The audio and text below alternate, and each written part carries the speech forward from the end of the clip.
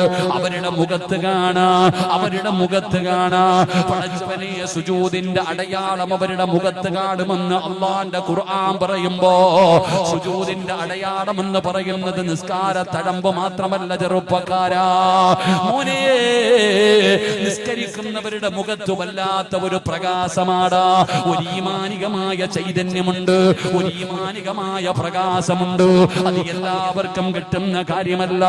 അല്ലാഹുവിന്റെ മുമ്പിൽ സുജൂദിൽ കിടന്നിട്ട് വാങ്ങിയെടുക്കുന്ന ഒരു അംഗീകാരമാണ്.